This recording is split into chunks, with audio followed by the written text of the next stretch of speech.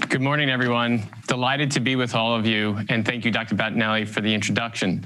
As we pivot to this next section, I am particularly struck in the prior session around a word that was used with a high degree of frequency by all participants, and that is the word of leadership. We certainly heard it and saw it demonstrated and have continued to see it demonstrated by former Congresswoman Giffords, as well as Congressman Fitzpatrick. We're going to pivot now a little bit more to talk about leadership in the private sector. And so I am delighted to put a spotlight on two very storied organizations that we've heard so much about and spend a little bit more time with them.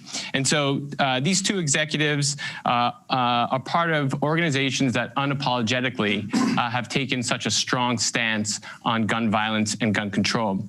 And so first, I am joined, as you heard, by Anna Walker. She's the Vice President of Public Affairs for Levi Strauss. Levi Strauss has, of course, been around since 1853, inventing the blue jean in 1873. It is the world's largest brand of apparel and a global leader in jeanswear. Anna leads the community affairs, strategy development, and programs, as well as community grants. In addition, also delighted to be joined by David Suchman, the Senior Vice President, Head of Global Financial Crime and Customer Protection for PayPal. I totally love that title, by the way, David. PayPal has over 300 million customers and merchants in over 200 markets worldwide. David is responsible for fulfilling PayPal's commitment to combating money laundering, terrorism, and related financial crimes around the world.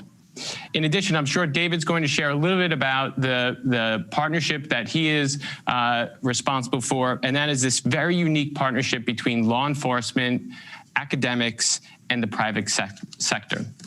And so without further ado, let's jump right in. Both of you and your respective CEOs have really taken a very public and important position on gun violence. But more importantly, the position is turned to action, evidenced by the roles that both of you are in, really putting resources toward this. And so, Anna, I'd love to start with you. Tell us a little bit about your role and how Levi's has really sort of taken charge of this issue.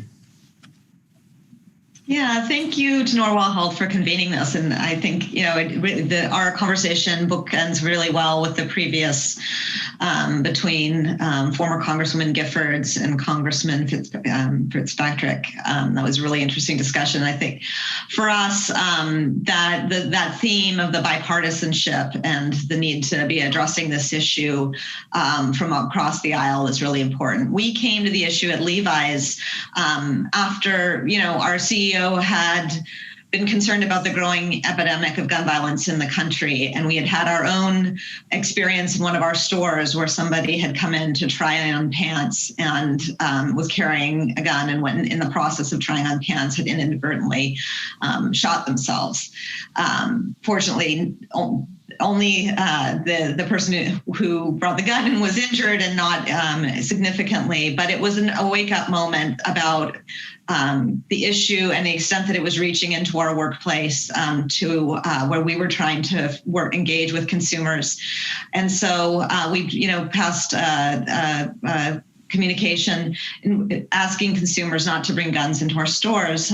But we doubled down on that action and made a more public commitment to be advocates for gun violence prevention and to rally the business community to join us apropos of this conversation today. We also committed to starting a philanthropic fund to continue to give in this space and to engage our employees and educate them on the growing epidemic and what their role could be in addressing it. And so we've really taken our focus from being on engaging our employees and engaging our consumers, as well as the business community. Thank you, Anna. I love the involvement of the workforce, making them part of the process. We're going to come back to that in a little bit. Let's go to David. David, if you can do the same, tell us a little bit about the journey at PayPal and your role. Sure.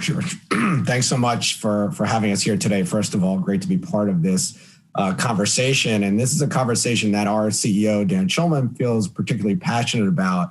PayPal has long not allowed gun sales on our platform. So we do not allow the facilitation of gun sales on the platform. And for us, it becomes then a matter of how do we in the large ecosystem thinking about financial crime, think about ways in which we can prevent those gun sales from occurring on our platform. And how do we then add into the space on financial institutions, learnings and knowledge to add to that conversation and discussion. So for us, we were challenged by our CEO to look at this issue and say, how do we add to this conversation? How do we add to the learnings? And what became very apparent for us that do financial crime compliance and think about financial crime, I'm a former prosecutor and a former violent crime and then white collar prosecutor. Thinking about it from a white collar perspective, the issue became very clear to us is how are illegal guns financed? And when we started looking at this issue, there was really a dearth of research and data on that very topic. Lots of information out there about how guns wind up in certain people's hands, but not how they are actually financed. What is the follow the money piece of this? And selfishly for me and the job that I do every day, how do I then bake those learnings into detections on our platform to actually strangle that market and make sure that there are no illegal gun sales occurring? So for us, we looked at how do we find the right academic partners to understand that issue? How do we then think about launching an effort like that? And after a lot of research and a lot of time spent, we came to a partnership with Northeastern, Dr. Anthony Braga, who runs the Center on Crime and Community Resilience at Northeastern. They partner a lot with the University of Chicago Crime Lab, and they came on board as well, as did Phil Cook, who's one of the renowned researchers with Dr. Braga, to look at this issue of the financing of illegal gun sales. So what are the pathways for that? Is cash king? Is there a digital element to it now? How do we think about those pathways to finance? And then how do we think about the markets and the places in which that is occurring? So that's the research that Northeastern has launched with PayPal's partnership and funding that is now ongoing. And for us, it's a way for us to play a role and play a part in an area that was really devoid of information, prior to us coming into the space. So we're very excited about the partnership and excited about where we think it can go. David, let's just stay there for a second because I want to hear you just sort of develop the thought a little bit more. Michael talked about elevating the discussion this morning to start us off. We've talked quite a bit about leadership and now this notion of partnership. How has PayPal, how have you brought others into this conversation? What do you believe has made that partnership successful? How do we bring others in for those who are viewing today, some actionable items that they can maybe take home with them? Yeah, look, I think the private sector plays a really important role in this space. Anna and myself, and you have talked about this in our preparation for the panel as well, as what role can the private sector play? And I think each of us in this fight that we're talking about here can play a unique role because the private sector sees pieces of this. And as I mentioned, we at PayPal see the financial side of it, which offers an opportunity, but every organization I think can examine what their potential impact can be and what their role can be in this space, either directly, in the fight, to prevent illegal gun sales. And for us, it's all about the illegal gun sales, or by aiding in education or community. But I think it's a soul searching, issue for each organization to kind of think about your values as a company and think about, your responsibility to the larger community and what role you can play. For us also, there's a big piece with law enforcement. And because of what our obligations are from a regulatory perspective, we are mandated to supply information to law enforcement. But it's not just a mandate for us. It's how do you actually take these vast resources that you're spending to fulfill your regulatory obligation and then put them actually into practical use with law enforcement. So we also spend a lot of time with law enforcement, understanding the typologies, understanding exactly what they are seeing. Those nuggets of intelligence can then be baked into our program. And then we can also share them with Dr. Braga and work with law enforcement on the project. So I think to answer your question, it's really a soul-searching exercise inside of each organization to figure out what role you could play. Yeah, I love that. The soul searching exercise, evaluating your values, the culture of an organization. Obviously, Anna, those are things that I'm sure really come into play when we talk about educating and engaging, as you described a little bit before, not only your customers, which obviously you want to continue to engage them, keep them coming into your stores, but at the same time, raise awareness and create active steps in your customer base, as well as your employees. Can you talk a little bit about how you've really evaluated those values, that culture, and look to educate ultimately both of those very important stakeholders in the equation for you? Yeah, as I mentioned, some of our initial action and commitment around this took root in questions our employees were asking our leadership, their level of engagement on the issue. But we make pants. We design and we market pants, and that's where our expertise was. So as the questions were coming up, as our CEO really started being more increasingly concerned around the epidemic, we realized we had a lot to learn. And so similar to what David was talking about, finding the right partners, we understood that what some of those partners we needed were those who were going to educate us and who were going to connect us with resources and make us smarter in the right way for us to be showing up on the issue and contributing to addressing it. And so many of the organizations you actually are speaking today, we had Giffords come in. We kindly had Gabby speak to all of our employees at a convening we had. Shannon Watts from Moms Demand Action also came to our community day, a day of volunteerism for our employees, and spoke to the crowd and to our senior leadership and engaged them.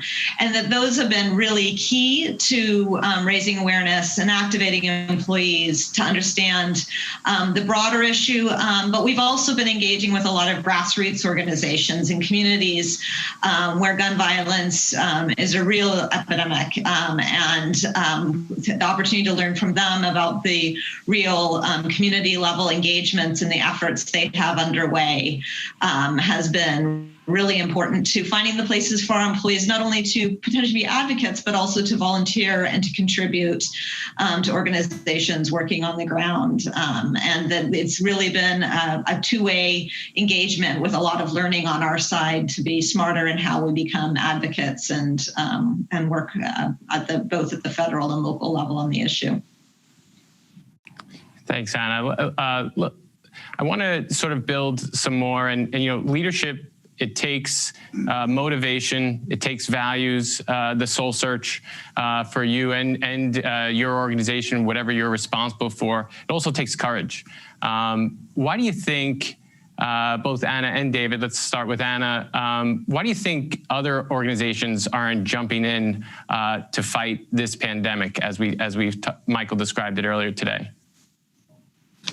I think we're starting. I mean, Levi's has been working at this issue for more than 2 years now, and I would say it was a very lonely space when we started. And in fact, I think one of my examples of it being a lonely space was we joined a CEO letter supporting the bipartisan background checks bill in the House. And when we joined that CEO letter, our CEO was one of 4 on that letter. When we came around it passed the House, and when we came around to the Senate and we organized another CEO letter to sign on to urge the Senate to pass the bill, we had 145 CEOs. The tide had turned. We had proved there was a safe space for business to operate and to contribute to this issue. And we saw really a groundswell of leaders across the country in red and blue states making the case for why this was a bipartisan issue. And so I do think we are increasingly seeing companies come in, but very similar to what David was saying, I think it's not a one-size-fits-all approach. Advocacy on the issue isn't necessarily where every company should be, and it really is searching who are your stakeholders and where do you intersect with the issue. The research and the focus that PayPal has, is similar to approaches that Salesforce and Square and others have taken, but then Walmart and Dick's, that have looked at gun sales in their stores, and I think we're seeing more and more of that from the business community, that really looking at the issue and where their business can contribute to addressing, particularly if we're having a vacuum of leadership at the federal level and taking concrete action to improve gun safety and pass common sense gun legislation. Thank you, Anna. David, your thoughts on that, especially from the finance point of view? Yeah, I've been really heartened, through the work that we've been doing here on this particular project and the lens I bring to it from financial crime, talking to our counterparts in other financial institutions. Everybody is really interested in trying to solve this problem. And I think they're bringing the weight and the force of their own organizations to try to figure out what role they can play in it, how they can be helpful. Is it with data? Is it with detections? Is it with typologies? How do we kind of bring those learnings and then bring them back into their organizations and bake them in so they can prevent what they want to prevent as part of their program. So I've been really heartened. I think a lot of times folks need roadmaps and they need some guidance on how to start these projects and how to launch them, and often need an impetus. And I think you've seen a lot of financial institutions, raise their heads and raise their hands and start, I think very positive actions. And I think we'll see more of that, through the work that we are doing here to a very practical effect, right? There's a lot that says come out and be a vocal advocate on the issue, depending on what your lens is on it. But then how do you practically bring it back into your organizations, if you're a financial institution, to actually prevent the illegal activity from occurring, and then working with law enforcement to do it. So I'm very heartened by what I see. I do think there is a lot of positive momentum in the financial community around this. That's great. Thank you so much for that. So we have just 2 minutes left. Going to ask each of you to leave the audience with a final thought or takeaway in terms of what they can do as a next step to either get started or continue on their journey, especially when you think of the leaders that we have on as part of this this forum today. And so, David, want to lead us with a thought? Sure. What I would say is, don't be deterred by what may seem like a deep and difficult issue. We entered it and spent 9 months or so actually understanding and researching to figure out the right partners and the right role to play.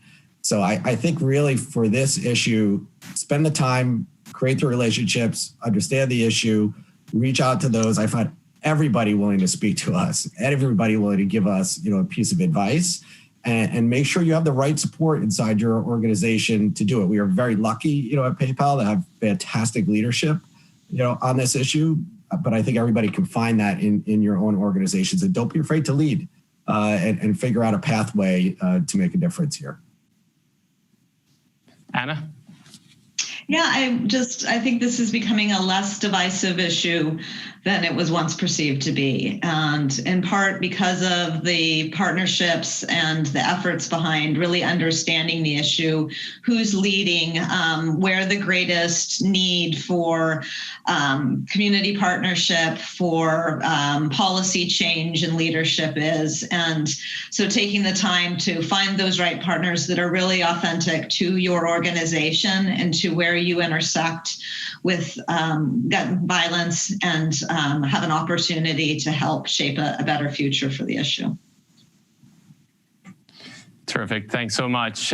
Really, the 3 takeaways that I take from this session is really the importance of leadership in this discussion to advance the dialogue, to advance the issue, the importance of partnerships, and then continuing to engage your customers, engage your employees, and let's continue to keep pressing on the issue. David, Anna, thank you so much for your leadership, your respective organizations, PayPal and Levi's, for the stance that they're taking against gun violence. We appreciate your time today. Thanks so much.